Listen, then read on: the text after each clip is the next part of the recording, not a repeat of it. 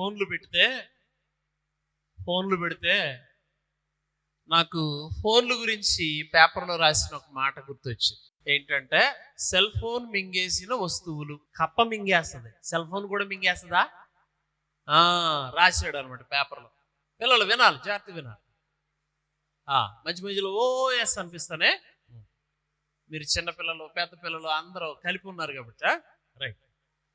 Cell phone మింగేసిన వస్తువులు. Cell phone మింగేసింది అంటే కొన్ని వస్తువులు. ఏం మింగేసింది? మొట్టమొదటిగా ఏం మింగేసింది? చెప్పాలి.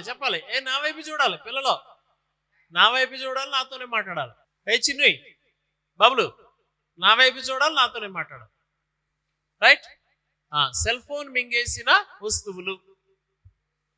సెల్ ఫోన్ మింగేసిన వస్తువులు.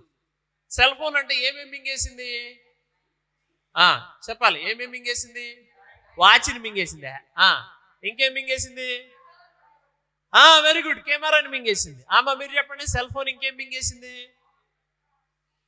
చెప్పాలి. మీరు రెండు చెప్పండి. టీవీని మింగేసింది. బాగా చెప్పారు. అంతరంగాలు అంతులేని కథలు మింగేసిందా? ఇంకేం మింగేసింది? Torch light మింగేసింది. నాతో మరి రికార్డింగ్ కుదరదు, ఎందుకంటే వీళ్ళు ఎక్కడ నిలబడి ఉంటే మాట ఎట్లా తిరుగుతానని చెప్తాను. రికార్డింగ్ ఆపేసుకున్నా పర్లేదు. ఇంకేం మింగేసింది అమ్మా? వాక్మెన్ మింగేసింది. ఇంకా క్యాల్కులేటర్ మింగేసింది. నాన్న మీరు కూడా చెప్పండి, వీళ్ళు బాగానే చెప్తున్నారు. క్యాలెండర్ మింగేసింది. క్యాలెండర్ మింగేసింది. ఇంకేం మింగేసింది? ఎఫ్ఎం రేడియోని మింగేసిందా? రేడియోని మింగేసింది. ఇంకేం మింగేసింది? Very good. వీటన్నిటినీ మింగేసింది. ఇది ఆంధ్రజ్యోతి పేపర్లో రాసి కింద ఏమన్నాడో తెలుసా?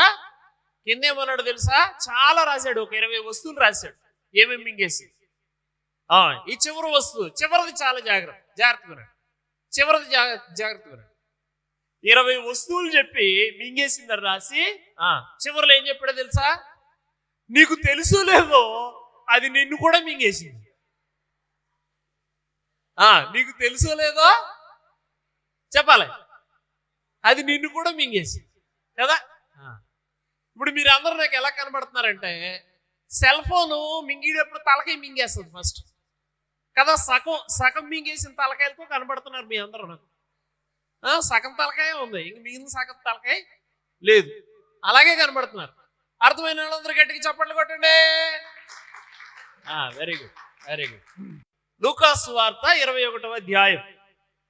లూకాసు వార్త 21వ అధ్యాయం తెరిచిపెట్టండి. ఈ రోజంతా దాంతోనే పని మనకి. లూకాసు వార్త 21వ అధ్యాయం. ఒకరోజు పాస్టర్ గారు ఏం చెప్పారంటే, జాగ్రత్తగా పాస్టర్ గారు ఏం చెప్పారంటే, రేపు వచ్చేటప్పుడు అందరూ మార్క్స్ వార్త 18వ అధ్యాయం చదువుకుని రండి, బహుమానాలు ఇస్తాను అన్నాడు. ఏంటి జాగ్రత్తగా అంటున్నారా? నెక్స్ట్ రోజు మామూలుగా అంతా అయిపోయింది, మీటింగ్ అయిపోయింది. అంతా అయిపోయిన తర్వాత కరెక్ట్గా వీళ్ళందరూ మర్చిపోయిన తర్వాత ఏమన్నాడంటే, ఎంతమంది మార్క్స్ వార్త 18వ అధ్యాయం చదివారు చేతులు ఎత్తండి అన్నాడు. చేతులు ఎత్తండి అనేటప్పటికి మరి అందరిలోనూ చదివేశానని చెప్తే ఎంత ఘనంగా ఉంటుంది కదా, బాగుంటుందా బాగుదా? ఘనంగా ఉంటుందని అందరూ చేతులు ఎత్తేసారు. దాంట్లో చాలా మంది చేతులు ఎత్తిన తర్వాత తీయండి మార్క్స్ వార్త 18వ అధ్యాయం అన్నాడు. ఎన్నో అధ్యాయాలు ఉంటాయి? కొంతమందికి బిల్డప్లు ఎక్కువ అన్నమాట. ఏముండదు బిల్డప్లే. రైట్. ఇప్పుడు మనం ఏ అధ్యాయం తీసాం చెప్పండి? లూకాసు వార్త 21వ అధ్యాయం. తెరిచిపెట్టండి. రైట్. తెరిచిపెట్టిన తర్వాత 21వ అధ్యాయం 34వ వచనం. గర్ల్స్ నుంచి ఒకళ్ళు చదవండి, బాయ్స్ నుంచి ఒకళ్ళు చదవండి. ఒక్కళ్ళు చదవండి.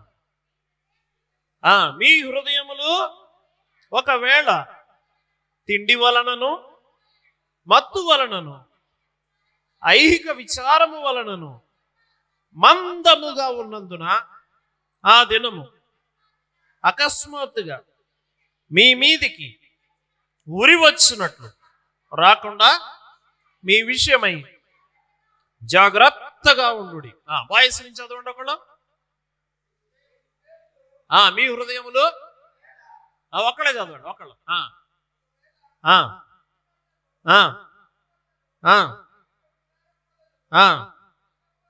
మందముగా ఉన్నందున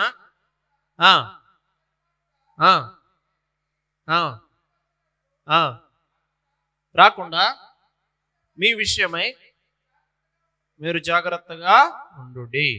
చిన్న మాట ప్రార్థన చేసుకుందాం. కళ్ళు తెచ్చుకున్న వాళ్ళందరూ మూసుకోండి. ప్రార్థన. ప్రేమించిన మా ప్రియపరులకు తండ్రి, నమ్మకమైన దేవా, ప్రభా, చిన్న బిడ్డలు ప్రభా మరెంతో ఆసక్తితో క్యాంపుకి వచ్చారు ప్రభా. ఈ బిడ్డలందరినీ దీవించండి, ఆశీర్వదించండి ప్రభా.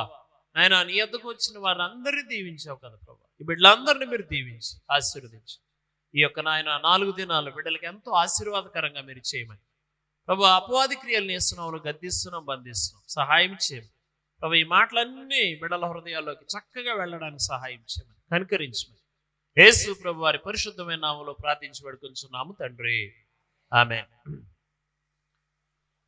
ఒక రోజంట ఓ పాస్టర్ గారు ఉన్నారంట. ఆ పాస్టర్ గారిని సడన్గా ఇలాగే పైకి పిలిచేశారట. లేటుగా వచ్చాడట. తక్కువని పైకి పిలిచి ఇప్పుడు అయ్యగారు వచ్చి మనకు వాక్యం చెప్తారు. చాలా వేల మందిని కూర్చుని ఉన్నారు. అయ్యగారిని ఇలా పెద్ద స్టేజ్ మీదకి పిలిచారట. పిలిచి సడన్ గా పిలిచేటప్పటికి ఆయన సడన్ గా బైబిల్ పట్టుకుని పైకి వచ్చేసాడు. అందరూ ఎదురు చూస్తున్నారు. ఆయన ప్రసంగం కాగితం రాసుకుని తెచ్చుకున్నాడు. తెచ్చుకుని అందరూ చూస్తున్నారు. బైబిల్ ఓపెన్ చేశాడు, ఈ జేబులో ఎతికాడు, ప్రసంగం కాగితం దొరకలేదు. ఈలోపు ఇలా పక్కకి వెళ్ళి ఈ జేబులో ఎతికాడు. అందరూ చూస్తున్నారు, ఈయన ఏదో చెప్తాడు విందామని. మళ్ళీ పక్కకి వెళ్ళి ఈ జేబులో ఎతికాడు, మళ్ళీ దొరకలేదు. ఇంకా దొరకట్లేదు.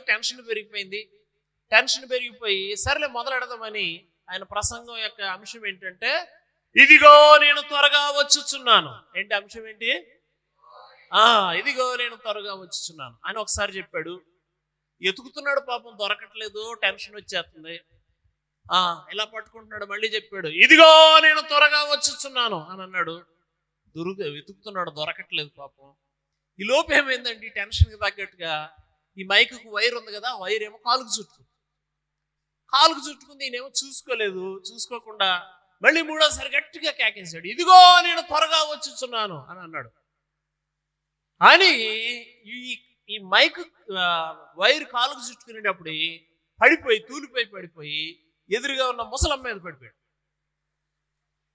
ముసలమ్మ మీద పడిపోతే ఆ ముసలమ్మ అంటుంది, బాబా నాదే తప్పు బాబా, నువ్వు 3 సార్లు చెప్పావు త్వరగా వస్తున్నానని. తప్పుకోలేదు బాబా, నేనే, నాదే తప్పు బాబా.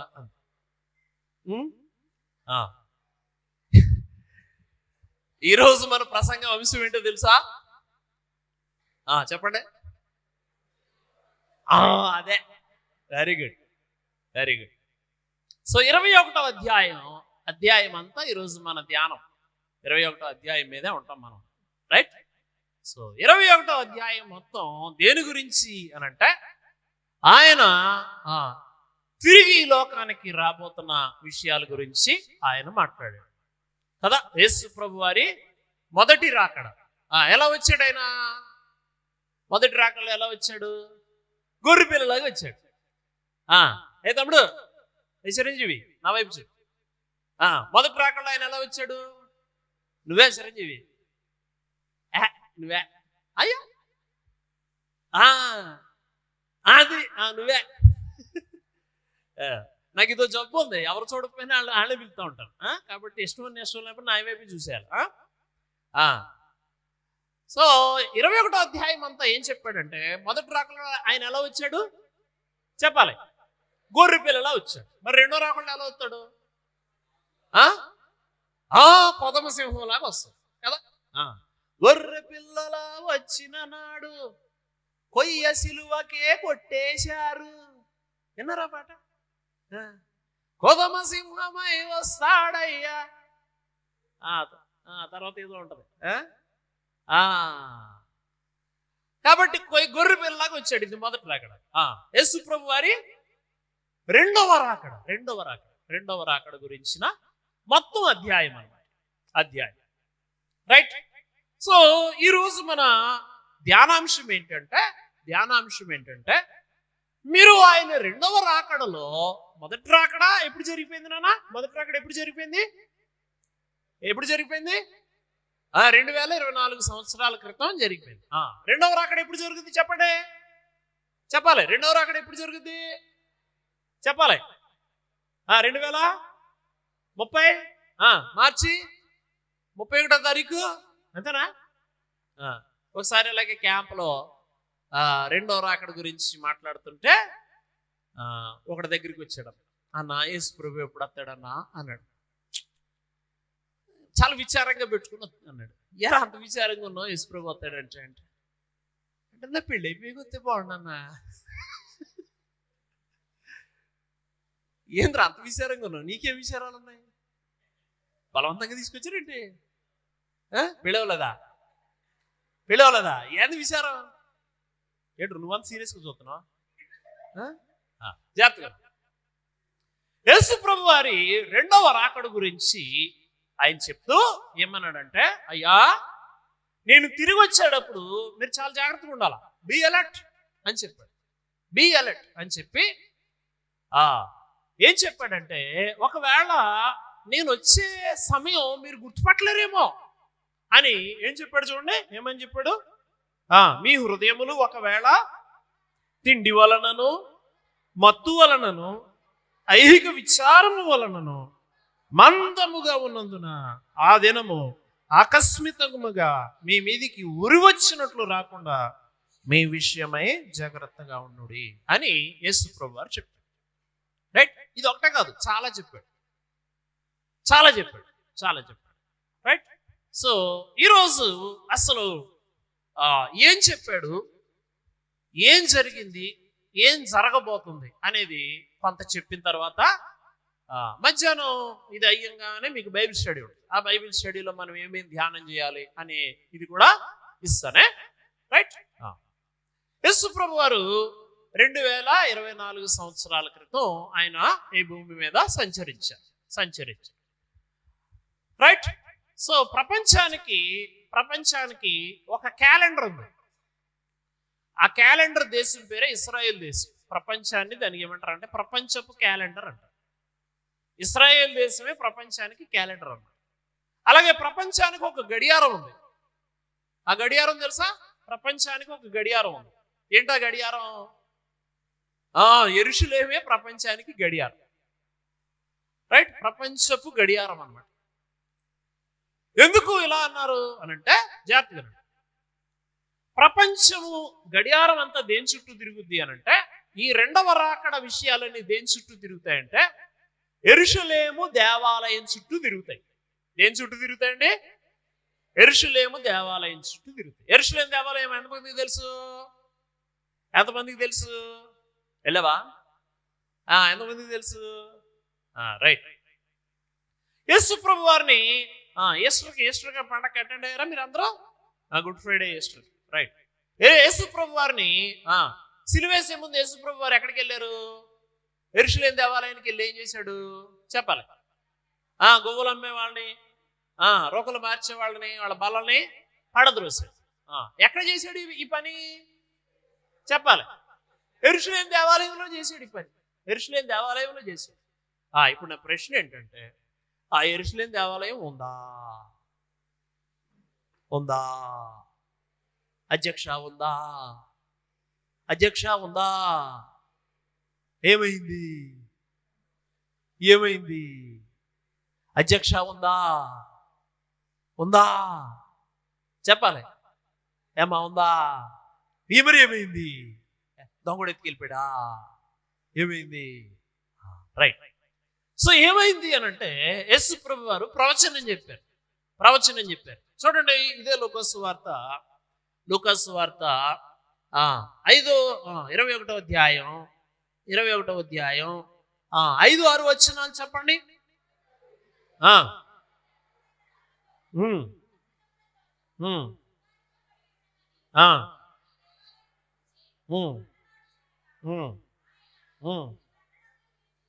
చూచుచున్నారే,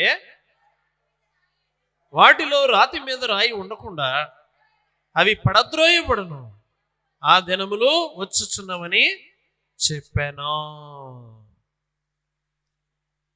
యెరూషలేము దేవాలయాన్ని ఎవరు కట్టారు చెప్పండి? యెరూషలేము దేవాలయాన్ని ఎవరు కట్టారు? మీరు ఆగండి అమ్మా, మీరు చెప్పండి రా. యెరూషలేము దేవాలయం ఎవరు కట్టారు? వెరీ గుడ్ సొలొమోను. నువ్వేనా చెప్పింది? తమ్ముడికి బాయ్స్ అందరూ ఒకసారి చప్పట్లు కొట్టండి. Very good. యెరూషలేము దేవాలయాన్ని సొలొమోను కట్టాడు. తర్వాత పడగొట్టుబడితే మరలా కట్టారు దాన్ని. ఎజ్రా నెహెమియా టైంలో కోల్చబడి పడగొట్టబడిపోతే మళ్ళా కట్టబడి, రైట్? సో కట్టబడిన ఈ దేవాలయం అలా ఉన్న టైంలో అది అలా నెమ్మదిగా శిథిలావస్థకి చేరుకుంటే దాన్ని మళ్ళీ రిపేర్ ఎవరు చేశారంటే హేరోదు రిపేర్ చేశాడు. అందుకే హేరోదు మందిరం అంటారు దాన్ని. హేరోదు రిపేర్ చేయించాడు, రైట్? పెద్ద హీరోదు అనమాట. చాలా మంది హీరోదులు ఉంటారు, పెద్ద హీరోదు రిపేర్ చేయించాడు. ఈ రిపేర్ చేయించిన ఆ యెరూషలేము దేవాలయంలో యేసు ప్రభు సంచరిస్తూ ఈ మాట చెప్పాడు, రాతి మీద రాయి ఉండకుండా పడగొట్టబడు. ఇప్పుడు విషయం ఏంటంటే ఆ దేవాలయం ఎప్పుడు పడగొట్టబడింది? 70 AD టైటస్ చక్రవర్తి, రోమన్ చక్రవర్తి పడగొట్టేశాడు. టైటస్ చక్రవర్తి, రోమన్ చక్రవర్తి ఏం చేశాడండి? ఆ మందిరాన్ని పడగొట్టేశాడు. ఇప్పుడు ఆ మందిరం లేదు. పడగొట్టేస్తే ఆ తర్వాత ఏమైందంటే 300 AD భూకంపం వచ్చి మొత్తం రాళ్లతో సహా ఏమీ లేకుండా నేలమట్టం అయిపోయింది, రైట్? ఆ తర్వాత ఏం జరిగింది అనంటే ఈ 70వ సంవత్సరంలోనే ఈ రోమా ప్రభుత్వంలో క్రైస్తవులకి కాదు యూదులకు కూడా మహాశ్రమ వచ్చేసి, నీరో చక్రవర్తి ఉన్నాడా? నీరో చక్రవర్తి గురించి విన్నారా? నీరో చక్రవర్తి సమయంలో క్రైస్తవులతో పాటు యూదులకు కూడా మహాశ్రమ వచ్చేస్తే అతని హింసలో ఏమయ్యారంటే యూదులందరూ చెదరగొట్టబడ్డారు. ప్రపంచ నలుమూలలకి చెదరగొట్టబడ్డారు. దేవాలయం ఏమైపోయింది చెప్పాలి? నేలమట్టం అయిపోయింది. ప్రపంచం నలుమూలలకి చెదరగొట్టబడ్డారు. ఎందుకలా జరిగింది? కొన్ని వందల మందిని చంపేశారు. ఎవరు? ఈ టైటస్ చక్రవర్తి తర్వాత నీరో చక్రవర్తి కొన్ని వందల మందిని చంపేశారు. ఎందుకు అలా జరిగింది? యేసు ప్రభువుని సిలువేసినప్పుడు పిలాతు ఏమడిగాడు? ఈ నిరపరాధిని సిలువేయమంటావా అంటే వీళ్ళేమన్నారు? ఆయన రక్తాపరాధము మా మీదను మా పిల్లల మీదను ఉండునుగాక అన్నారు. నాళ్ళే పెట్టుకున్నారు ఆ శాపం పెట్టుకునేటప్పటికి టైటస్ చక్రవర్తి, నీరో చక్రవర్తి మొత్తం తరింపడేస్తే ప్రపంచ 4 దేశాలకి చెదిరిపోతే దేవాలయం నేలమట్టం అయిపోయిన తర్వాత ఇక్కడ ప్రశ్న అడుగుతుంది, క్రైస్తవ మతం ఉందా, ఇస్లాం మతం ఉందా? అధ్యక్ష, క్రైస్తవ మతం ఉందా, ఇస్లాం మతం ఉందా? అధ్యక్ష, క్రైస్తవ మతం ఉందా, ఇస్లాం మతం ఉందా? మరి ఇస్లాం మతం ఎప్పుడు పుట్టింది? తర్వాత అంటే ఎప్పుడు? నిద్ర వస్తుందా? గారెలెట్టారేంటి? సాంబార్ ఇడ్లీయా, పెరిగన్నమా? మరి ఏంటి రాత్రంతా నిద్ర లేదా? దోమలు కుట్టావా? మరి ఏంటి నీకు నిద్ర రావడానికి అంత కారణం ఏంటి? ఇక్కడ చెవు కోసిన మేకలాగా అరుస్తున్నాను నేను. అక్కడ ప్రసంగం అక్కడ చెప్పమంటే నేనేమో గిరగర తిరిగితే చెప్తున్నాను. ఎంత చేస్తుంటే నువ్వు నిద్రపోవచ్చా? అధ్యక్ష చెప్పు అధ్యక్ష. రైట్, ఎక్కడ దాకా వచ్చాం మనం? మరి ఇప్పుడు పుట్టింది ఇస్మాయిల్తో ఇస్లాం మతం పుట్టలేదా? జాగ్రత్తగా మనకి చరిత్ర తెలియక ప్రతి కుక్క 4 ఆడేస్తుంది. అర్థమవుతుందా? చరిత్ర తెలియక జాగ్రత్తగా అల్లరజారు. చరిత్ర తెలియక మన చరిత్ర మనకి తెలియక ప్రతి కుక్క 4 ఆడేస్తుంది. రైట్, అర్థమవుతుందా? జాగ్రత్తగా. ఇస్లాం మతం ఎప్పుడు వెలుగులోకి వచ్చింది అని అంటే 600 AD యేసు ప్రభు చనిపోయి సమాధి చేయబోయి 3వ దినాన్ని తిరిగి లేచి సంఘం కట్టబడి సంఘం విస్తరించబడి రోమన్ కేథలిక్ సామ్రాజ్యం ఏర్పడిన తర్వాతగా ఎప్పటికి 600 ఏడీలో మహమ్మద్ అనే ఒక వ్యక్తి 600 ఏడీలో ఇస్లాం మతాన్ని స్థాపించాడు. మీకు ఫోన్లు ఎంతమందికి ఉన్నాయి? చేతులు ఎత్తండి. యూట్యూబ్లు చూసి వాడు చేతులు ఎత్తండి. ఆ యూట్యూబ్లు మానేసి ఆ పక్కనే గూగుల్ సెర్చ్ ఉంటుంది. ఆ గూగుల్ సెర్చ్లో కొడితే చక్కగా వికీపీడియాలో ఏ మతం ఎప్పుడు వచ్చిందో అన్నీ ఉంటాయి దాంట్లో. అర్థమవుతుందా? అవి చూడండి. సో కాబట్టి 600 ఏడీలో ఇస్లాం మతం వెలుగులోకి వచ్చింది. జాగ్రత్త. ఈ సోదంతా ఎందుకు చెప్తున్నాడు అంటే అదే వినాలి. యెరూషలేము దేవాలయం ఏమైపోయింది అని చెప్పాను అంతకుముందు? నేలమట్టం అయిపోయింది. ఇస్లాం మతం ఎప్పుడు వెలుగులోకి వచ్చింది? 600 ఏడీలో. ఎవరో ఇస్లాం మతాన్ని వెలుగులోకి తీసుకొచ్చింది? మహమ్మద్. ఈ మహమ్మద్ అనే ఆయన ఇస్లాం మతాన్ని వెలుగులోకి తీసుకొచ్చిన తర్వాత అక్కడ ఉన్న రాజులు ఇస్లాం మతాన్ని నమ్ముకున్న తర్వాత మొట్టమొదటి రాజు ఇస్లాం మతాన్ని నమ్ముకొని ఏం చేశాడంటే ఇస్లాం మతానికి ఒక మసీదు కావాలి అని చెప్పి ఆయన ఏం చేశాడంటే ఒక మసీదుని తీసుకొచ్చి కరెక్ట్గా ఎక్కడ కట్టాడో తెలుసా? చెప్పాలి. యెరూషలేము దేవాలయం పునాదుల మీద కట్టాడు. ఇప్పుడు యెరూషలేము యాత్రకి వెళ్ళిన వాళ్ళు చూసారా మీరందరూ? మొట్టమొదటి రాజు ఏం చేశాడంటే యెరూషలేము దేవాలయపు పునాదుల మీద ఏం కట్టాడు? చిన్నడా నువ్వు చెప్పు. ఏం కట్టాడు? యెరూషలేము పునాదుల మీద ఏం కట్టాడు? మసీద్ కట్టాడు. యెరూషలేము యాత్రకి వెళ్ళిన వాళ్ళు ఒక గోల్డెన్ కలర్ లో ఉన్న దాని వెనకాల నిలబడి ఫోటో దిగొస్తారు. చూసారా మీరు? క్యాలెండర్ లో కూడా ఉంటుంది. అదేంటి చాలా మంది యెరూషలేము యాత్రకి వెళ్ళారు కదా, యెరూషలేము మందిరం ఏమో అనుకుంటారు. అది యెరూషలేము మందిరం కాదు, అది మసీదే. దాని పేరేంటో చెప్తారా ఎవరైనా? మూతి మీద మీసం ఉన్నవాడు ఎవడని చెప్పాలి. దాని పేరేంటి? చెప్పు. డోమ్ ఆఫ్ రాక్ దాని పేరు. రైట్. సో దాని మీద యెరూషలేము దేవాలయం మీద మసీదు కట్టారు. ఇప్పుడు ఇశ్రాయేలీలు అందరూ ఎక్కడ ఉన్నారు చెప్పాలి? ఆ సమయానికి ఎక్కడ ఉన్నారు ఇశ్రాయేలీలు అందరూ? చెప్పాలి. చెదిరిపోయి ఉన్నారు. ప్రపంచం అంతా చెదిరిపోయారు. భారతదేశంలో ఇశ్రాయేలీలు ఉన్నారు. తెలుసా మీకు ఆ విషయం? తెలుసా? ఎక్కడ ఉన్నారు? ఆంధ్రప్రదేశ్లో కూడా ఉన్నారు ఇశ్రాయేలీలు. ఎక్కడ ఉన్నారు? గుంటూరు దగ్గర చేబ్రోల్ దగ్గర ఉన్నారు కదా. ఒక 100 మంది లోపే ఉన్నారు. రైట్. కేరళలో ఉన్నారు, ముంబైలో ఉన్నారు, హైదరాబాద్లో ఉన్నారు. రైట్. ఇలాగ ప్రపంచం అంతా యూదులు చెదిరిపోయిన ఈ యూదులు లేకపోయేటప్పటికి అక్కడ ఏం కట్టబడిందంటే మసీదు కట్టబడిపోయి యేసుప్రభు వారు ప్రేమతో సువార్త చెప్పమంటే మన మొత్తం ప్రేమతో సువార్త చెప్పడం. ఏది మార్చినా మనం ప్రేమతో మార్చడం. కానీ ఇస్లాం మతం ఏమైందంటే కత్తి చూపించి మారతారా చేస్తారా అని మొత్తం అందరినీ ఇస్లాంలోకి కన్వర్ట్ చేసి పడేసి. అప్పుడు అంతకుముందు వాళ్ళు ఎవరంటే అరబ్బు దేశస్తులు, అరబ్బీలు. ఈ అరబ్బీలు అందరినీ కత్తి చూపించి చచ్చినట్టు ఇస్లాంలోకి మార్చేస్తారు. రైట్. ఇశ్రాయేలీలేమో ప్రపంచం అంతా చెదిరిపోయి వీళ్ళు ఎక్కడికి చెదిరిపోయారు ఎక్కువ అంటే యూరోప్ దేశంలోకి చెదిరిపోయారు. జాగ్రత్త. యూరోప్ దేశంలోకి చెదిరిపోయారు. యూరోప్ దేశంలో ఒక దేశం ఉంటుంది జర్మనీ. తెలుసా మీకు?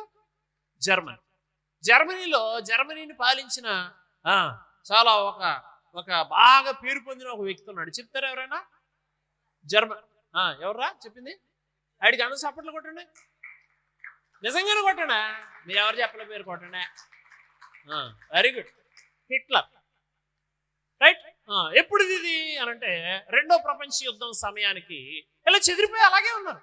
దేశం ఏమైపోయిందంటే బీడు భూమి అయిపోయింది. ఆ దేశాన్ని ఎవరు ఆక్రమించేసుకున్నారు అనంటే మొత్తం చుట్టూ ఉన్న అరబ్ దేశాలన్నీ ఆక్రమించేసుకున్నారు. దేశం లేదు, ఇశ్రాయేలీలు మందిరం లేదు, దేశం లేదు. రైట్. ఈ మందిరం లేదు, దేశం లేదు. వీళ్ళెవరు మళ్ళీ మా దేశం వెళ్ళాలి, మా దేశాన్ని మేము తిరిగి కట్టుకోవాలన్న ఆలోచనలు కూడా లేరు. ఎవడకాడు భారతదేశం వస్తే భారతదేశంలో వ్యాపారాలు చేసుకుంటున్నారు. జర్మనీ వెళ్తే జర్మనీలో వ్యాపారాలు చేసుకుంటున్నారు. అమెరికా వెళ్తే అమెరికాలో వ్యాపారాలు చేసుకుంటున్నారు. ఎవరి కాళ్ళు చక్కగా స్థిరపడిపోయి అక్కడ ఉండిపోయారు. మందిరం వదిలేశారు. మీకు విషయం తెలుసా ప్రపంచ పటంలో నుంచి యెరూషలేము దేవాలయము తుడుపు పెట్టుకుపోయింది. ప్రపంచ పటంలో నుంచి ఇశ్రాయేల్ దేశం కూడా తుడుపు పెట్టుకుపోయింది. అర్థమవుతుందండి? ఈ విషయం అర్థమవుతుందా? ప్రపంచ పటంలో నుంచి యెరూషలేము దేవాలయము తుడిచిపెట్టుకుపోయింది. ప్రపంచ పటంలో నుంచి ఇశ్రాయేలు దేశం కూడా తుడిచిపెట్టుకుపోయింది రెండో ప్రపంచ యుద్ధం వరకు. అంతకు ముందు ఎవరైనా స్వార్థ లేకపోతే బైబిల్ గురించి చెప్తుంటే ఏం చెప్తారండి మీ దేవుడి గురించి? ఇశ్రాయేల్ దేశం ఏది చూపించారు? యూదులేరు, ఇశ్రాయేలు లేరు, ఏరి అని హేళన చేసేవారు అన్నమాట. మందిరం అన్నారు, ఏది మందిరం ఏది అని హేళన చేసేవారు. ఎందుకంటే ప్రపంచ పటంలో నుంచి ఏమేమి తుడిచిపెట్టుకుపోయినాయి చెప్పండి? ఇశ్రాయేల్ దేశం, యెరూషలేము దేవాలయం రెండు తుడిచిపెట్టుకుపోతే ప్రపంచ నలుమూలనే చెదిరిపోయి అక్కడ పడితే అక్కడ ఉన్నారు. రైట్? కరెక్ట్గా దేవుడు ఎవరు లేపుకున్నాడో తెలుసా? హిట్లర్ని లేపుకున్నాడు. ఎవరిని లేపుకున్నాడు? హిట్లర్ని లేపుకున్నాడు. హిట్లర్ ఏం చేశాడంటే కనబడినట్టు యూదుడు ఎక్కడ కనబడితే అండి పెట్టల్ని కాల్చినట్టు కాల్చడం మొదలెట్టాడు. యూదులకి ఎన్నడూ రానంత శ్రమ వచ్చింది. ఏమొచ్చిందండి? యూదులకి ఎన్నడూ రానంత శ్రమ వచ్చింది. ఎంతమంది యూదులను చంపేశాడు హిట్లర్ చెప్తారు ఎవరైనా? 60 లక్షల మంది యూదుల్ని ఏం చేశాడు? ఏ దిశ అని చంపేసి ఓరు బాబా అనవసరంగా బుల్లెట్లు అయిపోతున్నాయని ఏం చేశాడంటే లబాబు ఏం చేశాడంటే రండి మీతో పని ఉందని ఇలా మీటింగ్ హాల్కి తీసుకురావడం. మీటింగ్ హాల్లో ఏసీకి బదులు ఏం వదిలేవాడు? పాయిజన్ గ్యాస్ వదిలేసి మొత్తం బట్టలు కూడా తీసేసి జుట్లు ఉంటే ఆడపిల్లలు జుట్లు కట్ చేసేసుకుని బట్టలు తీసేసుకుని ఆడ అందరిని పెద్ద గొయ్యి పొక్కలైనలో తీసిన పెద్ద గోతులో పడేసి కూర్చోపెట్టి అసలు ఎవరికి తెలిసిందో ఏమైపోయారు తెలిసి అలాగ 60 లక్షల మందిని చంపారు. అప్పుడు వచ్చిందండి ఆలోచన, మాకు ఏ దేశం కావాలి చెప్పాలి, మా సొంత దేశం మాకు కావాలన్న ఆలోచన ఇప్పుడు వచ్చింది. ప్రపంచములో నలుదిక్కులా చెదిరిపోయిన యూదులకి ఆలోచన వచ్చింది. దేశం ఉందా అధ్యక్ష చెప్పండి, ఉందా? లేదు. ఎవరు పరమైపోయింది? చుట్టూ ఉన్న అరబ్ దేశాలు పరమైపోయింది. లేదు. అప్పుడు వచ్చింది రెండో ప్రపంచ యుద్ధంలో. అప్పుడు ఆలోచన వస్తే కరెక్ట్గా ఏమైందనంటే ప్రపంచానికి అమెరికాకు ఒక అవసరం వచ్చింది. ఏంటో అవసరం అని అంటే అణుబాంబు తయారు చేయాలి. ఏం తయారు చేయాలా? అణుబాంబు తయారు చేయాలి. అణుబాంబు తయారు చేయగలిగిన మూతి మీద మీసమన్న మోగోడు ఎవడన్నా ఉన్నాడా అని ఎత్తుకుంటే ఒకే ఒకడు దొరికాడు. ఎవడు? ఐన్స్టీన్.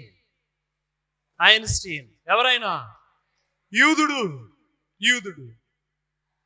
కరెక్ట్గా ఏం బేరమాడారంటే ఈ జర్మనీ బాధ తట్టుకోలేక యూరోపియన్ కంట్రీస్ అమెరికా కలిపి ఏం అడిగారంటే మా దేశానికి గనక యూదులు యుద్ధంలో సహకరిస్తే, మా దేశాలకి గనక మీరు యూదులు యుద్ధంలో సహకరించాలి, మా సైన్యంలో జాయిన్ అయ్యి మా సైన్యంలో మీరు పనిచేయాలి, అలాగే అణుబాంబు తయారీలో మాకు సహకరించాలి, చేస్తే గనక మీకు మీ సొంత దేశాన్ని ఏర్పాటు చేసే బాధ్యత మాది. రైట్? అర్థమవుతుందండి? అలాగా యూదులు చేసిన మేళని బట్టి, ఈ అణుబాంబు తయారీలో ఐన్స్టీన్ చేసిన కృషిని బట్టి అమెరికా, ఫ్రాన్స్ ఇలాగ కొన్ని దేశాలు కలిపి 1940 ఇజ్రాయెల్ దేశం ఎప్పుడు ఏర్పడింది? 1942 48 49 ప్రసన్న ఎప్పుడు? 1948లో యూరోపియన్ కంట్రీస్ సహాయంతో అమెరికా సహాయంతో అరబు దేశాల, ఇస్లామిక్ దేశాల ఆధీనములో ఉన్న ఇశ్రాయేల్ దేశాన్ని మరలా ఎవరి చేతికి ఇచ్చారు చెప్పాలి? ఇశ్రాయేల్ దేశానికి మరలా తిరిగి ఇచ్చారు. నమ్మిన వాళ్ళందరూ దేవునికి స్తోత్రం చెప్పండి. జాగ్రత్త. ప్రపంచ పటములో చెరిగిపోయిన ఇశ్రాయేల్ దేశం మరలా ప్రపంచ పటం మీదకి వచ్చింది. ప్రపంచ పటములో చెరిగిపోయిన ఇశ్రాయేల్ దేశం మరలా ఏమొచ్చింది? ప్రపంచ పటంలోకి వచ్చింది. ప్రపంచ పటంలోకి వచ్చింది. ప్రపంచం ఒక్కసారి ఉలిక్కిపడింది. అయితే పంపకాలు ఎలా జరిగినాయి అంటే, ఆ చుట్టూ ఉన్న అరబ్ దేశాలు ఏమన్నాయంటే, దేశం ఇచ్చేస్తామండి కానీ ఆ మందిరం మాది, మేమేమో అని పట్టుబడితే పంపకం ఎలా పంపించారంటే, దేశం అంతా ఆడదే, మందిరం మాత్రం పక్కనున్న గాజాది. ఎలా పంచారో చూడండి. మందిరమేమో పక్కనున్న గాజాది, దేశమేమో ఇశ్రాయేల్ దేశంలో ఉంటుంది. రైట్?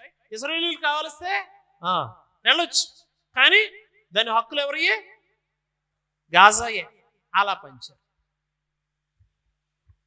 ఈ పైన రోడ్డు మీద వస్తుంటే రానట్లేదని కింద నుంచి అండర్ గ్రౌండ్ టన్నెల్స్ ఉంటాయి. దాన్ని ఆ టన్నెల్స్ రోడ్లో నుంచి వాళ్ళు వచ్చి వెళ్తాం. ఈ విధంగా పంపకం పంచారు. ఆ మందిరం ప్లేస్ మీద అటు గాజాకి హక్కు ఉండదు, ఇటు ఇశ్రాయేల్ దేశానికి హక్కు లేకుండా పంచారు దాన్ని. ఇదే లూకాసు వార్త 21వ అధ్యాయం, లూకాసు వార్త 21వ అధ్యాయం 29వ వచనం 30వ వచనం చూడండి.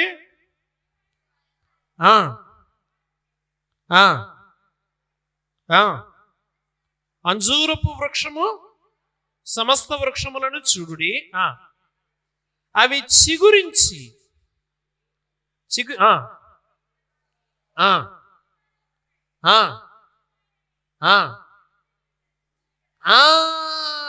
మీకు అదే వాక్య భాగం మత్తయి సువార్త 24వ అధ్యాయంలో చక్కగా ఉంటుంది చూడండి. మత్తయి సువార్త 24వ అధ్యాయంలో 32. అంజూరపు చెట్టును చూచి ఒక ఉపమానము నేర్చుకునుడి. అంజూరపు కొమ్మ లేతదై చిగురించునప్పుడు వసంతకాలము ఇంకా సమీపముగా ఉన్నదని మీకు తెలియను. ఎందుకు ప్రభు రెండో రాకడ గురించి చెప్తూ సడన్ గా అంజూరపు చెట్టు అన్నాడు, అంజూరపు చెట్టు చిగురించడం అన్నాడు, అంజూరపు చెట్టు కొమ్మ లేతగా ఎదిగిందన్నాడు? ఏందప్ప సడన్ గా ప్రభు రెండో రాకడ గురించి, శ్రమల గురించి పెద్ద పెద్ద మాటలు చెప్పి సడన్ గా అంజూరపు చెట్టు అన్నాడు ఏంటి? అంజూరపు చెట్టు అన్నాడేంటి అని అంటే, ఈ అంజూరపు చెట్టు ఎవరో కాదు, ఇశ్రాయేలు దేశం. ఈ అంజూరపు చెట్టు నరకబడింది ఎప్పుడు అనంటే 77లో నరకబడి అంజూరపు చెట్టు మొద్దు మాత్రం ఉంది, చెట్టు లేకుండా చేశారు. మరలా ఈ అంజూరపు చెట్టు ఎప్పుడు మొలిచింది? 1948లో మొలిచింది. మనకు 47లో మొలిచింది, వాళ్ళకి 48లో మొలిచింది కదా. 70 సంవత్సరాలు ఇప్పుడు ఆ దేశానికి. ఎంతండి? 70 సంవత్సరాల దేశం. ముదురుదా లేదా? లేదే. అదే చెప్పాడు. అయ్యా ఏం చెప్పాడు తెలుసా? అంజూరపు చెట్టు కొమ్మ చిగురిచి లేత కొమ్మను చూడగానే మీరేం నేర్చుకోవాలా? ఆయన రాకడ దినములు ఇంకా మీరు సరిగ్గా చదవలేదు. చూడండి మత్తయి సువార్త 24 ఇందాక చదివించి వచ్చిన చదవన్నానా? ఎవరైనా గట్టిగా చదవన్నాను. అంజూరపు చెట్టును చూచి ఉపమానము నేర్చుకున్నది. అంజూరపు కొమ్మ లేతదై చిగురించునప్పుడు వసంతకాలము ఇంకా సమీపముగా ఉన్నదని మీకు తెలియనుగాక. ఇప్పుడు ప్రభు ఏమన్నాడో తెలుసా? నరకబడిన అంజూరపు చెట్టు 1948 సంవత్సరంలో ఏమేసింది? చిగురించింది. చిగురించంగానే ఇప్పుడు ఏమంటున్నాడు? వసంతకాలము ఇంకా సమీపముగా ఉన్నదని తెలుసుకోండి. మనం ఇప్పుడు ఏ కాలంలో ఉన్నామండి? పోయే కాలానికి దగ్గరలో ఉన్నాం, తెలుసుకోండి. అందుకే ఇశ్రాయేల్ దేశాన్ని ఏమని పిలిచాం మనం? ప్రపంచ దేశపు క్యాలెండర్. యెరూషలేమును ఏమని పిలిచారు? ప్రపంచ దేశపు చెప్పట్లా గడియారం. ఇప్పుడు ప్రపంచానికి భయం పట్టుకుంది. ఏంటో తెలుసా? ఇప్పుడు మన గాజాతో బెంజమిన్ నెతన్యాహు యుద్ధం చేస్తున్నాడా? మీరు ఎవరైనా యూట్యూబ్ ఓపెన్ చేసి యెరూషలేము దేవాలయం ఎప్పుడు కడతారో అని కొట్టండి ఇంగ్లీష్లో. ఎన్ని వందల వీడియోలు వచ్చేసినాయి అంటే రెడీగా ఉన్నారు. షామియానా వేయడానికి ఎంత టైం పడుతుంది చెప్పండి తమ్ముడా? షామియానా వేయడానికి ఎంత టైం పడుతుంది? షామియానా పందిరి వేయడానికి ఎంతసేపు పడుతుందమ్మా? చెప్పాలి. 5 లేకపోతే 10 నిమిషాలు, అంతేనా? రే అమలో ఇద్దరు అక్కలు మాట్లాడుకుని కలిస్తే కబురులే. ఈ కబురులో ట్రైన్ వెళ్ళిపోతున్న సంగతి కూడా మర్చిపోతారు. షామియానా వేయడానికి ఎంత టైం పడుతుంది? 10 నిమిషాల్లో, జాగ్రత్తగా వినండి, 10 నిమిషాల్లో మసీదును నేలమట్టం చేసి 10 నిమిషాల్లో సొలొమోను దేవాలయం కట్టడానికి సిద్ధంగా ఉన్నారు. తెలుసా మీకు ఆ విషయం? దీన్ని బట్టి మనకి ఏమర్థం అవ్వాలి?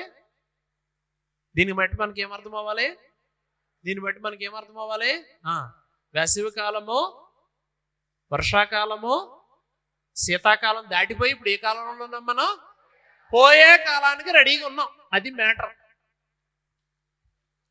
సిద్ధపడినావా చివరి యాత్రకు?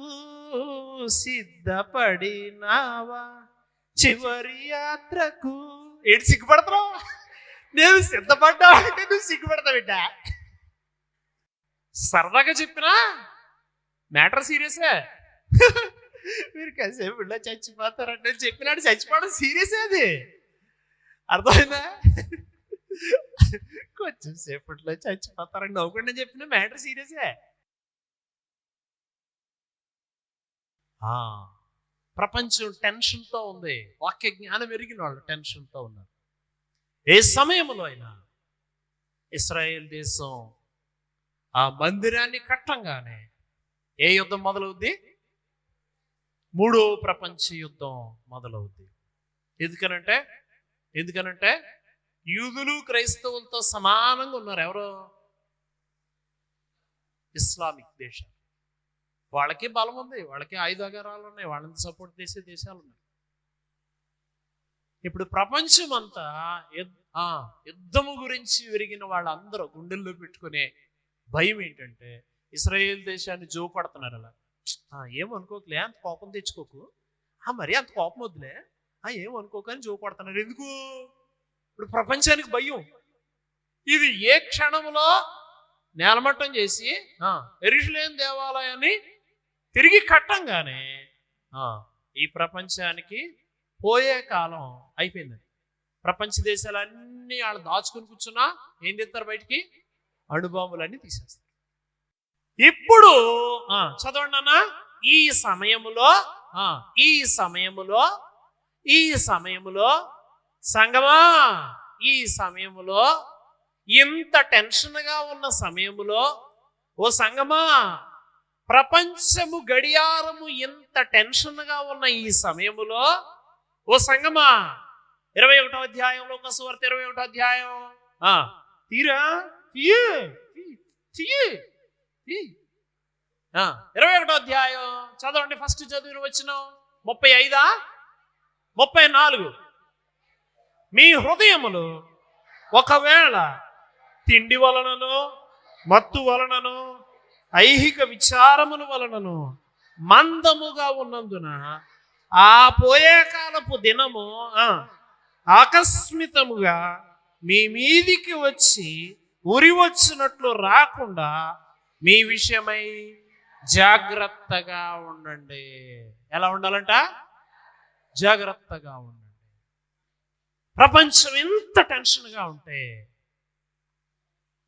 ఒకవేళ తిండి తినేసి మత్తులైపోయి, ఒకవేళ ఏంటో మా అమ్మ ఈ సెల్ ఫోన్ కొన్నది, ఏంటో దీంట్లో పబ్జీ వస్తలేదు, ఏంటో దాంట్లో అసలు పబ్జీ సూపర్గా వస్తుంది, ఆడు చికెన్ డిన్నర్ తినేసాడు, నేను తినలేకపోతున్నాను, ఏంటో ఏంటో అని ఓరు బాబు ఫోన్ కోసం పెడితే వింటరా ప్రపంచమే నాశనం అయిపోతుంటే అని చెప్తున్నాడు అనమాట. అర్థమవుతుందా? ఓరు ఫోన్ కోసం పెడితే వింటరా ప్రపంచమే నాశనం అయిపోతుంటే, కాళ్ళ కింద భూమికి వదిలిపోతుంటే ఫోన్ కోసం పెడితే వింటరా అని చెప్తున్నాడు. కాబట్టి ప్రియమైన వారలారా, ఈ విషయాన్ని మనం ధ్యానం చేయాలి. ఎస్కటాలజీ అని అంత్యకాల సంభవాలు. ఈ అంత్యకాల సంభవాల్లో ఏం జరుగుద్ది అనంటే ప్రభువారు మధ్యాకాశానికి వస్తారు. ప్రభువారు మధ్యాకాశానికి వచ్చి అని బోరుతాడు. ఇలా ఉండదులే, ఆయన బోరు వేదిగా ఉంటుంది. అర్థమవుతుందా? ఏంటి ఆలోచిస్తున్నా? ఏముదేమన్నా ఏంది అది అసలు బోర శబ్దం అనేది? బోర అంటే ఎలా ఉండాలన్నా బోర శబ్దం పెట్టాను, ట్రంపెట్ సౌండ్ అని కదా, అది అలా ఉండాలి. ప్రభు మధ్యాకాశానికి వచ్చి బోరుతాడు. బోరుతినప్పుడు చచ్చిపోయిన యేసునందు మృతులైన వారు మొదట లేచి ప్రభు దగ్గరికి వెళ్తారు. ఆ మీదట సజీవులమై ఉన్న మనం ఎక్కడికి వెళ్తాం? ప్రభువుని ఎదుర్కోవడానికి పరలోకానికి వెళ్తాం. ఎలాగానే ఏమవుద్ది అంటే క్రీస్తు విరోధి బయలుపరచబడతాడు. క్రీస్తు విరోధి బయలుపరచబడి శాంతి శాంతి శాంతి శాంతి, సమాధానం, యుద్ధాలొద్దు, శాంతి, నువ్వు బతకాలి, నేను బతకాలి, శాంతి శాంతి శాంతి అంటే ఆడపిల్ల పేరు అనుకున్నావు, కాదు. శాంతి సమాధానం అని ప్రపంచాన్ని బొజ్జుగించి ఈయన ఏం చేస్తాడంటే అంత శాంతి తీసుకొస్తాడు. శాంతి తీసుకొచ్చి యెరూషలేము దేవాలయానికి సపోర్ట్ చేస్తాడు. సపోర్ట్ చేయగానే అప్పుడు అందరూ ఏమనుకుంటారంటే రాబోయే దావీదు కుమారుడు, దావీదు రాజు ఇతనే అని అనుకుంటారు. మెస్సయ్య ఇతనే అనుకుని అందరూ ఇతనే మెస్సయ్య, ఇతనే మా దావీదు రాజ్యాన్ని విస్తరింపజేసేవాడు అని ఆయన నమ్ముతారు. నమ్మంగానే ఈయన ఏం చేస్తాడంటే ఆ కట్టబడిన యెరూషలేము దేవాలయంలో ఏం చేస్తాడంటే హేయమైన వస్తువుని బలి అర్పిస్తాడు. ఏమర్పించాలి? దాని మీద ఏమర్పించాలి?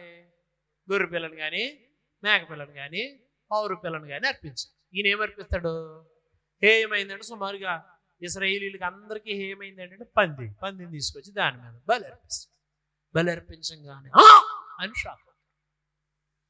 షాక్ అవ్వగానే అసలు రూపం బయటకు వచ్చేసాక అయ్యో నిజమైన మెస్సయ్యను మేము చంపేసేమే అని పశ్చాత్తాపడతాడు. అప్పుడు వాడు ఏం చేస్తాడంటే శ్రమలు ఎక్కువ చేసేస్తాడు. దీన్నే 7 ఏండ్ల శ్రమల కాలం అని అంటారు. ఏమంటారు? 7 ఏండ్ల శ్రమల కాలం. మరి ఎత్తబడిన విశ్వాసులకి పైన ఏం జరుగుద్ది? 7 ఏండ్ల గొర్రె పిల్ల విందు కదా. ఇది ఫస్ట్ ఫ్లోరా? ఇది ఫస్ట్ ఫ్లోరేనా? కింద ఒక ఫ్లోర్ ఉందా? కిందేమో భూమి మీద ఏమి నడుస్తూ ఉంటుందంటే 7 ఏండ్ల శ్రమల కాలం నడుస్తుంది. ఆ పై ఫ్లోర్లో ఏం జరుగుద్ది? 7 ఏండ్ల పెండ్లి కుమారుని విందు. సంతోషం, సమాధానం, డాన్స్లు, అరుపులు, కేకలు, ఆనందం పైన జరుగుతూ ఉంటే కింద సినిమా, మామూలు సినిమా కాదు అసలు. ప్రపంచం ఎప్పుడూ చూపించని సినిమా చూపిస్తాడు. ఎవరు? ఏంటి అలా చెప్తున్నావు? ప్రపంచం ఎప్పుడూ చూడని సినిమా చూపిస్తాడు. ఎవడో? క్రీస్తు విరోధి. ప్రపంచం ఎప్పుడూ చూడదు ఆ సినిమా. అంత శ్రమ ఈ భూమి మీదకి తీసుకొస్తాడు. రైట్? భూమి మీదకి తీసుకొచ్చిన తర్వాత ఆయన ఏం చేస్తాడంటే ఈ 7 ఏండ్ల శ్రమల కాలంలో ఇప్పుడే 666 ఉన్నారా? 666 ముద్ర గురించి విన్నారా? 666 ముద్ర గురించి విన్నారా లేదా? విన్నారా కదా? 666 ముద్ర వచ్చింది ఇది ఈ టైంలో కదా. అది ఉంటే టికెట్, అది ఉంటే హాస్పిటల్ బిల్లు, అది ఉంటే తిండి, అది ఉంటే వాటర్, అన్నీ అది ఉంటేనే 666 ముద్ర. ఇప్పుడు అర్థమైంది మీకు? ఈజీ అయిపోతుంది కదా. మన ట్రాన్సాక్షన్స్ బ్లాక్ చేయడం ఈజీయేనా? మన ఏటీఎం కార్డు బ్లాక్ చేసాడు అనుకోండి, ఇలా వెళ్ళి ఇలా నొక్కడానికి ఉండదా? అయిపోయింది ఇంకా కదా. మన ఫోన్ బ్లాక్ అయిపోయింది అనుకోండి, తిండి ఉంటుందా? బేకరీలో బిర్యానీ ఉంటుందా? ఏముండదు, అయిపోయింది. ఇప్పటికే వచ్చేస్తున్నాం మనం కదా. కొన్ని రోజులకి నువ్వు 666 ముద్ర వేయించుకుంటేనే నీ ఏటీఎం కార్డు యాక్టివేషన్లో ఉంటుంది, నీ ఫోన్పే యాక్టివేషన్లో ఉంటుంది. అది లేదనుకో యాక్టివేషన్ ఉండదు. ఇంక నీకు ఈ భూమి మీద ఏమీ దొరకవు. తెలుసా విషయం? ఏదో వెళ్ళి ఎక్కడో చోట తాగేస్తానులే అనుకుంటున్నావా? ఎక్కడ తాగడానికి లేదు. మీరు యూరప్ వెళ్ళు, మంచినీళ్ళు నువ్వు కొనుక్కుని తాగాలి. ఎవడు ఫ్రీగా కూడా ఇవ్వడం. యూరోపియన్ కంట్రీస్ అన్నిట్లో అంతే. ఇప్పటికే ఉందండి. మనం అనుకోండి చెరువులు, ఆకులు, ఆలమలు ఎక్కడెక్కడో ఉంటాయి, తాగేయచ్చు. అక్కడ అలా కుదరదు. అర్థమైందా? మంచినీళ్ళు ఖచ్చితంగా కొనుక్కుని తాగాల్సి. సో వాడు ఎప్పుడైతే తన ఆధీనంలోకి తీసుకొచ్చి 666 ముద్ర వేసి మహాశ్రమ, ఈ ప్రపంచం ఎప్పుడు చూడని శ్రమ సినిమా చూపిస్తాడు. ఈ 7 సంవత్సరాలని 2 భాగాలు చేస్తారు. 3.5 సంవత్సరాలు ఏమంటారంటే శ్రమల కాలం అంట, కొంచెం మామూలుగా ఉంటుంది. 3.5 సంవత్సరాలు ఏమంటారంటే మహాశ్రమల కాలం. అసలు కథ క్లైమాక్స్కి వచ్చేస్తుంది అనమాట. సినిమా క్లైమాక్స్కి వచ్చేసినప్పుడు వైలెన్స్ ఎక్కువైపోయింది. ఈ ప్రపంచంలో అంత శ్రమ అనే మురిపెన్నడు కలగలేదు. ఈ శ్రమ కలుగుద్ది. ఈ శ్రమ కలిగినప్పుడు చాలా మంది చంపబడతారు, మరణం కోసం పరిగెడతారట. కానీ మరణం రాదు. ఎందుకనంటే అప్పటికే మరణాన్ని జయించే మందులు వచ్చేస్తాయి. మరణం రాదు. చచ్చిపోదామన్నా సావు రాదు. వాడి చేతిలో శ్రమలు పడాల్సింది. కరెక్ట్గా 7 ఏళ్ళు అయ్యేటప్పటికి పైనుంచి ప్రభువు ప్రత్యక్ష రాకడ భూమి మీదకి వస్తుంది. వచ్చినప్పుడు ఆర్మగద్దోని యుద్ధం జరుగుతుంది. ఆర్మగద్దోని యుద్ధంలో యేసు ప్రభు వారు సాతానుని బంధిస్తాడు. బంధించిన తర్వాత యేసయ్య ఈ భూమి మీదే 1000 ఏండ్ల దావీదు పరిపాలన చేస్తాడు. రైట్. ఆ తర్వాత మరలా యుద్ధానికి వస్తాడు. మాగోగు యుద్ధం.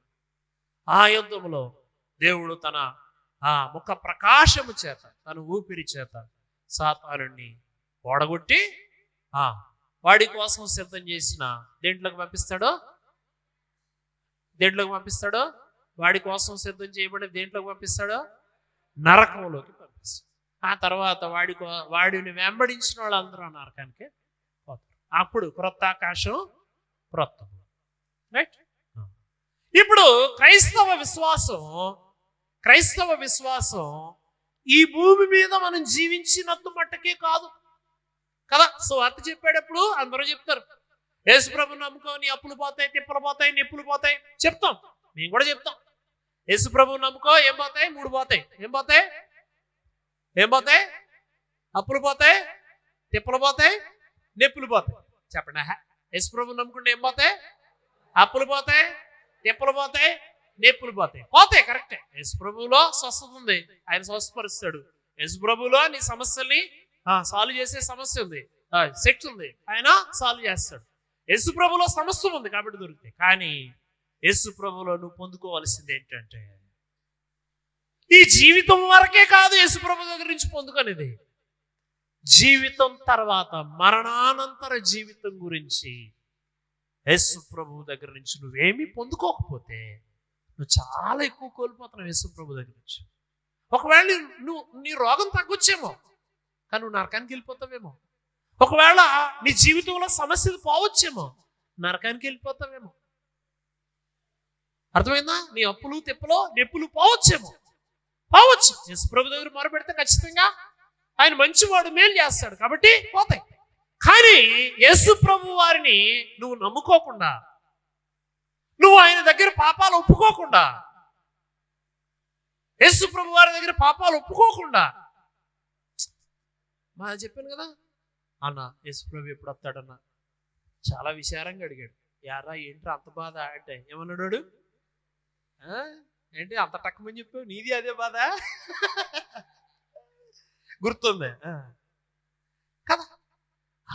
వద్దులే ప్రభా, నేను ఇంకా ఐఫోన్ కొనుక్కోలేదు, వద్దులే ప్రభా, నాకు ఒక్క బాయ్ ఫ్రెండ్ ఒక్క గర్ల్ ఫ్రెండ్ కూడా దొరకలేదు ప్రభా, కనీసం ఒక గర్ల్ ఫ్రెండ్ దొరికితే 2-3 సంవత్సరాలు ఎంజాయ్ చేసి అంతే కదా, అంతే కదా, అంతే కదా. ఏంటి సిగ్గుపడుతున్నా కదా?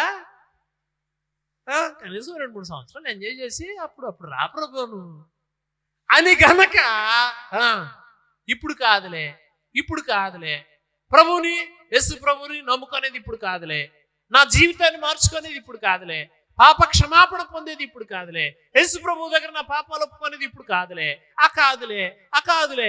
కాదులే అనుకుంటా నువ్వు టైం పాస్ చేసావనుకో, ఆయన ఎలా వస్తాడట చెప్పేశాడు. ఏ టైంలో వస్తాడో చెప్పేశాడు. ఎవరు అనుకోని గడియలో పిడుగు పడినట్టు పడతాడు వచ్చి. అర్థమైంది? సో దానికి సిద్ధంగా ఉండమని, దానికి సిద్ధంగా ఉండాలి. రైట్? సో అర్థమైన వాళ్ళందరూ దేవునికి స్తోత్రం చెప్పండి, మళ్ళీ చెప్పండి. Very good. సో ఇప్పుడు మీకు ఈ సిద్ధపాటు గురించిన డిస్కషన్స్ ఉంటాయి, అంతే కదండి? అన్నగారు అన్నగారేది ఎందుకు వెళ్ళారా? ఈ సిద్ధపాటును గురించిన డిస్కషన్స్ ఉంటాయి. ఇది అవ్వగానే ఇంకొక 1 అవర్ మీకు దీని గురించిన డిస్కషన్ ఉంటుంది. రైట్? సో ఈ డిస్కషన్లో మనం ఏం డిస్కస్ చేయాలి అని అంటే, ప్రపంచం ఇంత వేగంగా కదిలిపోతుంటే, ప్రపంచ పరిస్థితులు ఇంత దారుణంగా ముందుకెళ్ళిపోతూ ఉంటే మన ప్రిపరేషన్ ఎలా ఉండాలి అనేది ప్రభు చెప్పాడు. చూడండి ఏం చెప్పాడు, మరలా ఒకసారి చదువుకుందాం. మత్తయి లూకాసు వార్త 21:24 వచనం, 34. మీ హృదయములు ఒకవేళ తిండి వలనను, మత్తు వలనను, ఐహిక విచారముల వలనను మందముగా ఉన్నందున ఆ దినము అకస్మాత్తుగా మీ మీదికి ఉరి వచ్చునట్లు రాకుండా మీ విషయమై మీరు జాగ్రత్తగా ఉండుడి.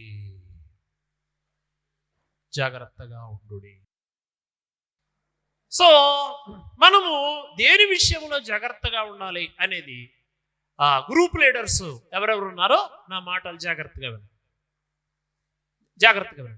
ఇక్కడ మనం ఎన్ని అంశాలు చూస్తున్నామంటే, మీ హృదయము ఒకవేళ తిండి వలన మొత్తం అయిపోద్దేమో, తిండి వలన మొత్తం అంటే నిద్ర వచ్చేస్తుందేమో. అలాగే ఐహిక విచారములు అంటే ఏం సంపాదించుకోవాలి, ఏం చదవాలి, ఎవరిని పెళ్లి చేసుకోవాలి, ఏ ఉద్యోగం చేయాలి, ఏంటి అని ఈ భూమి మీద ఉన్న వాటి మీదే నీ మనసు ఎక్కువగా పెట్టేసుకుని, ఐహిక అంటే ఇహ సంబంధమైన, ఐహిక అంటే ఇహ సంబంధమైన విషయాల మీద, అంటే ఇహము అంటే ఇక్కడే ఉండిపోయే విషయాలు మనసు ఎక్కువగా పెట్టేసుకుని, ప్రభువు యొక్క రాకడ ధ్వని నువ్వు వినమేమో అని చెప్పడానికి 2 ఉపమానాలు, ప్రభు చెప్పిన ఉపమానాలే మీకు ఇస్తాను. రైట్? వాటిని డిస్కస్ చేసి ఇక్కడ చెప్పబడిన వీటిని అనుసంధానం చేసుకుంటూ మీరు బైబిల్ స్టడీ చెయ్యాలి. రైట్? మందముగా ఉన్నందున ఆ దినము అకస్మాత్తుగా మీ మీదికి రాకుండా జాగ్రత్తగా ఉండండి. ఒకసారి ఏం జరిగింది చెప్తానే, జాగ్రత్తగా. నేను ఇంజనీరింగ్కి వరంగల్ వెళ్తే నేను అప్పటికే యేసుప్రభుని విశ్వాసం ఉంచాను, రక్షణ అనుభవం పొందాను. నేను మంచి విశ్వాసిని అప్పుడు. సో ఇంజనీరింగ్ అప్పుడే జాయిన్ అయ్యాను. జాయిన్ అయిన తర్వాత నాకు ఆ ఊరు కొత్త, మాదేమో ఇక్కడ తణుకు, అక్కడ వరంగల్ వెళ్ళాను. అప్పటికి ఎప్పుడు ఇది 1996, మీలో చాలామంది పుట్టలేదు. అక్కడికి వెళ్ళాను. అక్కడికి వెళ్తే అక్కడ ఆ కల్చర్ కొత్త, అక్కడ తిండి కొత్త, అన్నీ కొత్తగా ఉన్నాయి. ఆ కొత్తలోనే మా నాన్నగారు వాళ్ళు వచ్చేసిన తర్వాత నేను నా రూమ్లో పడుకుంటే కొత్త ఊర్లో ఎలా పడుకుంటాం, ఏదోలా పడుకున్నాను. పడుకోగానే మరి బాగా డీప్ స్లీప్లో ఉన్నాను. డీప్ స్లీప్లో ఉంటే కరెక్ట్గా నైట్ మిడ్ నైట్ నాకు ఓ అను శబ్దం వచ్చింది. మెలకు వచ్చింది.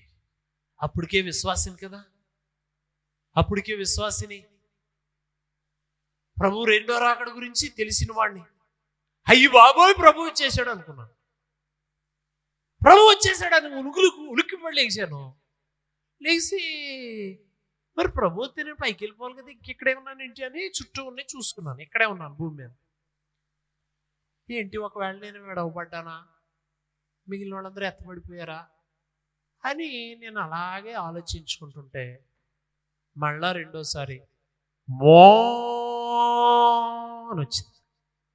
అయ్యా ప్రభు రెండోసారి కూడా మోరుదేడు, తిండిని రెండోసారి కూడా ఎత్తపడలేదా అని ఓ గలిబిలి వచ్చేస్తుంటే ఇంక మోకాళ్ళు వేసి ప్రార్థన చేస్తున్నారు. ప్రభు నన్ను క్షమించు ప్రభు, నేను పాపను, విశ్వాసయ్యి కూడా నీకు విధేయుడుగా ఉన్నాను ప్రభు అని మోకాళ్ళు వేసి ప్రార్థన చేశాను. ప్రార్థన చేస్తుంటే ఈలోపే మూడోసారి మో అని వచ్చింది. అయ్యప్ప నా పని ఇంకేడేళ్ల శ్రమల కాలమే నాకు అనుకుని బాధపడిపోతుంటే అయిపోయింది.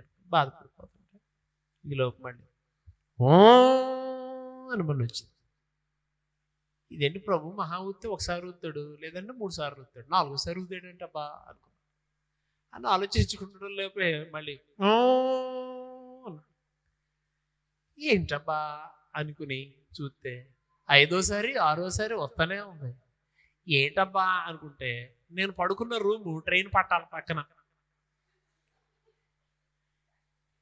తెలియదు నాకు ఆ విషయం, పక్కనే రైల్వే ట్రాక్ ఉందని తెలీదు. అక్కడే కరెక్ట్గా సిగ్నల్ కోసం ఆపుతాడు. ఆడి సిగ్నల్ ఇవ్వలేదు, రెడ్ లైట్ పడింది. ఈడేం చేస్తున్నాడంటే ఊరు బాబు నేను ఎంతసేపు నిలబడతా, నాకు సిగ్నల్ ఇయ్యని ఆడ ఆరణ పడుతున్నాడు. అది మ్యాట్. అది జోకే, కానీ ఈ సత్యము తెలిసిన మనం అంత సిద్ధంగా ఉండాలి. ఈ సత్యము తెలిసిన మనం అంత సిద్ధంగా ఉండాలి కదా, మెలకువగా ఉండాలి. దేంట్లో మెలకువగా ఉండాలి? మనము ఐహిక విచారాలు అనంటే 2020 జరుగుతుంది. ఏంటి గుజరాత్ గెలుస్తుంది అంటవా, చెన్నై గెలుస్తుంది అంటవా, హైదరాబాద్ గెలుస్తుంది అంటవా, ఇంకెవరున్నారా ఆడు గెలుస్తాడంటవా, కోహ్లీ గడు సెంచరీ కొడతాడంటవా, ఆ ధోని గడు కొడతాడంటవా, ఏంటంటావు అని నీ మనసంతా దేని చుట్టూ తిరగకూడదు? క్రికెట్ చుట్టూ తిరగకూడదు కదా. ఏంటో నా వైపు సొత్తమే తప్ప ఐ లవ్ యూ చెప్పదు అని నీ కళ్ళన్నీ ఎవరి మీద ఉండకూడదు? అమ్మాయి మీద ఉండకూడదు కదా. ఏంటో మెలికలు తిరిగిపోతున్నారు. సమస్యలు ఏమన్నా ఉన్నాయి అలాంటివి? లేవు కదా, ఉండకూడదు. కాబట్టి ఏ విషయం మీద ఐహిక విచారాలంటే ఇహ సంబంధమైన విషయాల మీద మనము మనసు పెట్టుకుంటే ఏం మిస్ అయిపోతాం చెప్పండి? ఏం మిస్ అయిపోతాం? దొంగ వచ్చినట్లు ఆయన వచ్చే సమయాన్ని మనం ఏమైపోతాం? మిస్ అయిపోతాం. రైట్? ఇది మీరు డిస్కస్ చేయడానికి ఒకవేళ మీ తిండి వలనను మత్తు వలనను ఐహిక విచారముల వలనను హృదయాలు మందంగా ఉండడం అనే దాన్ని మీరు చక్కగా డిస్కస్ చేయడానికి గ్రూప్ లీడర్స్కి అలాగే మిగిలిన వాళ్ళకి సహాయకరంగా ఇదే వాక్య భాగం ఎక్కడ ఉంటుందంటే మత్తయి సువార్త 24వ అధ్యాయం ఉంటుంది. తీయండి ఒకసారి మత్తయి సువార్త 24వ అధ్యాయం. అది కూడా మొత్తం రెండవ రాకడ గురించి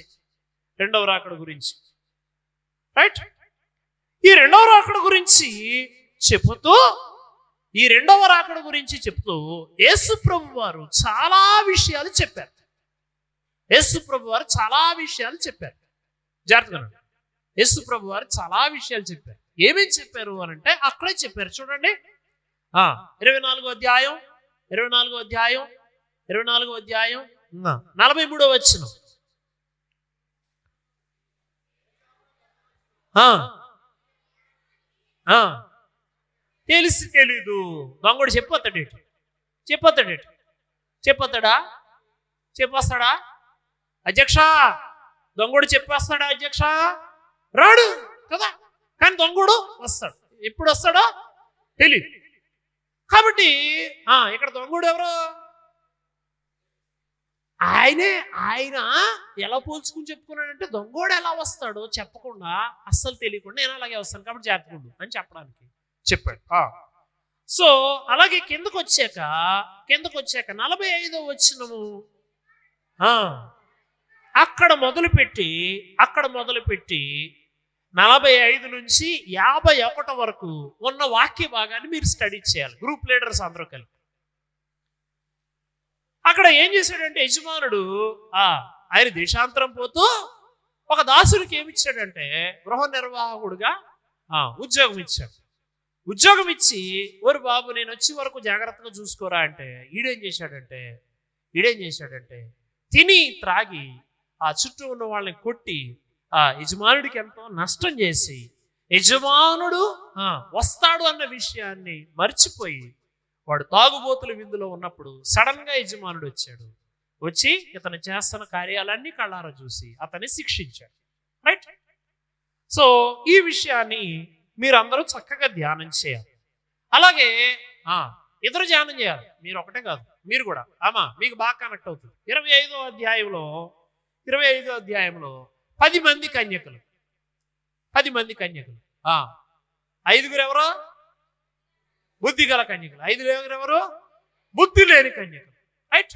తర్వాత పెండ్లి కుమారుడు వచ్చాడు. మొట్టమొదటి చెప్పిన దాంట్లో దొంగ ఎవరో, రెండవ దాంట్లో చెప్పిన దాంట్లో యజమానుడు ఎవరో, మూడవ దాంట్లో చెప్పిన దాంట్లో పెండ్లి కుమారుడు ఎవరో, 3 యేసుప్రభువు. రైట్? ఓకేనా? ఈ మూడిట్లో మెలకువగా ఉండడం గురించి, నమ్మకంగా ఉండడం గురించి, సిద్ధపాటుతో ఉండడం గురించి ఏంటంటే 3 విషయాలు. మెలకువగా ఉండడం గురించి, నమ్మకంగా ఉండడం. రెండవ నమ్మకంగా లేడు. నమ్మకంగా ఉంటే ఏ బహుమానాలు పొందుతాడు, నమ్మకంగా ఉండకపోతే ఏ బహుమానాలు కోల్పోయి ఏ శిక్ష వస్తుంది అనేది చూడండి. మూడోది మెలకువగా ఉండాలి. మెలకువగా బుద్ధి కలిగిన కన్యకలు, బుద్ధి లేని కన్యకలు కదా. బుద్ధి కలిగిన కన్యకలు, బుద్ధి లేని కన్యకలకి ఒకటి తేడా ఏంటంటే సిద్ధపాటు, రెండోది మెలకు లేరు. ఈ రెండే, సిద్ధపాటు, మెలకు. ఏం కాదులే ఎప్పుడు వస్తాలే పర్లేదులే అనుకుని వాళ్ళు చాలా విలువైన దాన్ని మిస్ అయిపోయారు. అవునా కదా? ఈ మూడిట్లో కూడా శిక్ష ఉంటుంది. ఈ మూడిట్లో చెప్పిన 3 ఉపమానాలు ఏముంటది? శిక్ష ఉంటుంది. దొంగోడు వచ్చినప్పుడు చూసుకోకపోతే యజమానుడికి ఏమైపోద్ది? నష్టమైపోద్ది. గృహ నిర్వాహకుడు అంటే తన కుటుంబం అంతటి మీద చక్కగా చూసుకోమని చెప్పిన వాడు వచ్చేటప్పటికి తాగి ఇంట్లోనే సిట్టింగ్ పెట్టాడు అనుకోండి, మందు సిట్టింగ్. అప్పుడు యజమానుడు ఏం చేస్తాడు? శిక్ష ఉంటుంది. అక్కడ శిక్ష కనబడుతుంది. అలాగే బుద్ధి కలిగిన కన్యకులకు, బుద్ధి లేని కన్యకులకు కూడా శిక్ష ఉంటుంది. కోల్పోతారు, చాలా కోల్పోతారు. రైట్? ఓకేనా?